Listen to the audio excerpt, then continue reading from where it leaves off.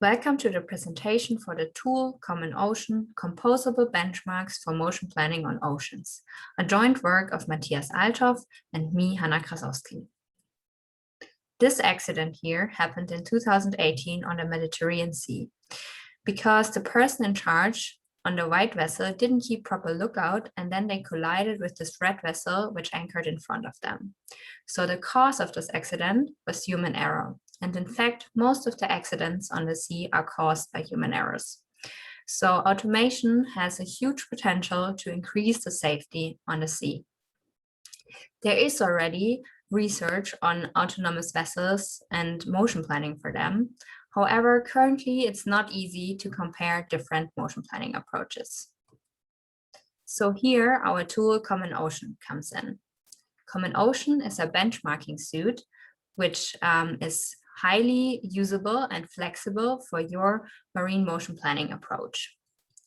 Our contributions are in detail that we provide a benchmark generation from open source resources such that you can generate scenarios for your motion planning problem easily. We also then, by that, need a scenario representation that is capable of representing a multitude of marine traffic situations. That you can quantitatively evaluate your motion planner, we also provide cost functions that are modular and adjustable to your motion planning approach. And finally, such that the vessel for which the motion planner is used is comparable, we also provide vessel models and parameters for these ego vessels that should be controlled. So here's the concept of CommonOcean. Imagine you have a motion planner and want to benchmark it. So now our benchmark consists of three components. One is the scenario, which specifies your traffic situation, and the planning problem, which should be solved by the motion planner.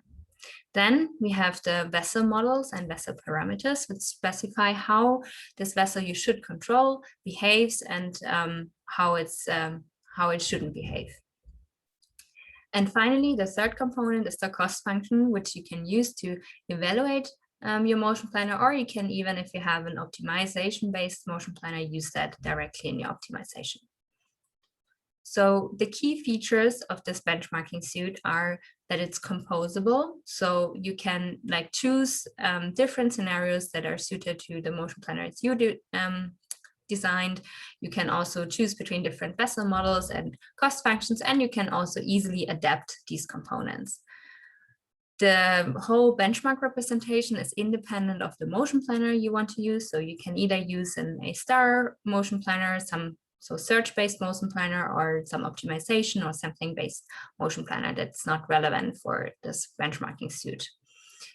We also provide a comprehensive documentation and all the source code needed, such that you can easily repeat results from other researchers and hopefully also your own. And finally, we also provide a lot of open source scenarios already and open source code, which should help you to develop your motion planner. So let's start with this benchmark presentation in a more detail. So first component is the scenario. And here we start with the waters network, which is representing how the waters look like. So we, for example, have a land area here in yellow.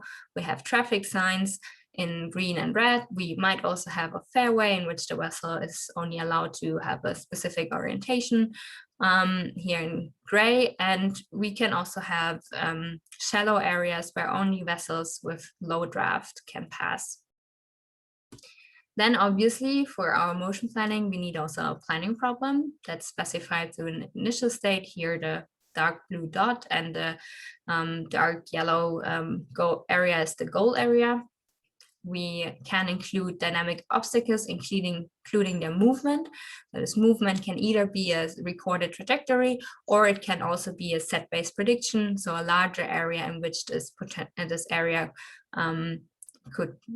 vessel could potentially be. And finally, you can also include static obstacles, for example, here this anchored vessel. Then the second component is the model. So here, for example, we have this small speed vessel. So we would provide the parameters for that, and also you can specify which dynamics you want to your vessel to follow, so how it can actually behave. And then if you planned your motion, you can evaluate how good it is with this cost function. And there we have, you can compose it of different components. And there, for example, terminal costs, which are evaluated at the end of the trajectory, but also running costs, which are accumulated during the motion. So let's have a closer look at these different components. So let's start with the models. So on the left side, you see some examples how these dynamics could be specified. So we either could use a point first model where we, for example, say on top of that we have an acceleration constraint, we also want to have a velocity constraint, which would be here this velocity constraint model we describe in a paper. Or you can say we want to have a draw rate constraint, which is then the draw constraint model we present in a paper. And that's then how the movement of your controlled vessel is constrained.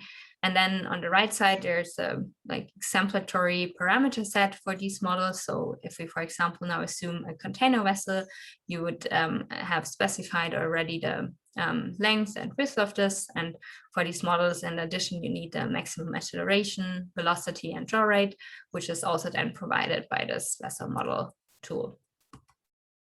Then the second component, the cost function, is, as already said, composable. So the total cost is calculated as a sum of partial costs, which are weighted.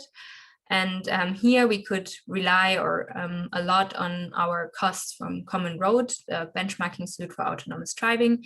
And we just extended the Common Road costs by some costs that are specific for vessels, for example, this rudder angle cost and turning rate cost, which penalize in case the vessel is a lot of turning and adapting the rudder angle, as well as costs which is related to rule compliance to the color regs on the ocean, and criticality costs, which evaluates how critical the vessel behave with respect to other vessels in a scenario.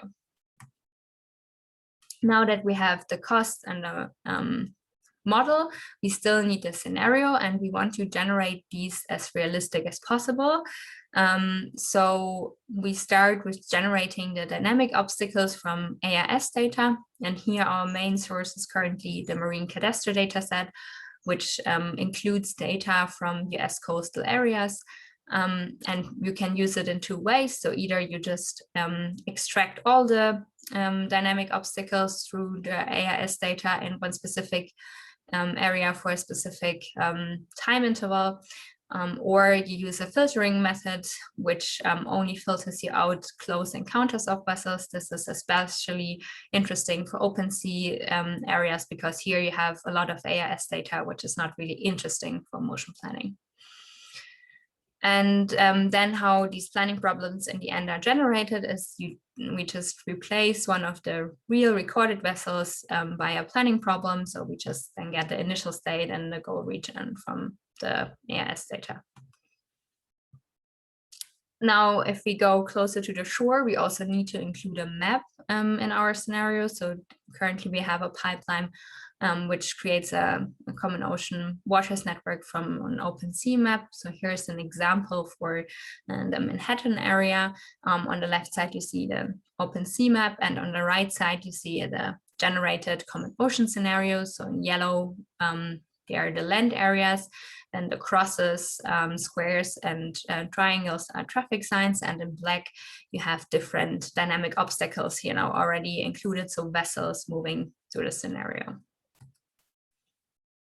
So now that we know how these benchmarks are composed, how can you actually use them and specify them in your research?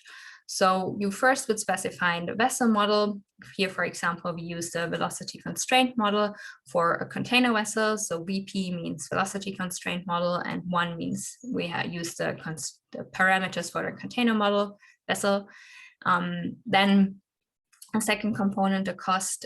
Here we have predefined costs, but you can also specify your own.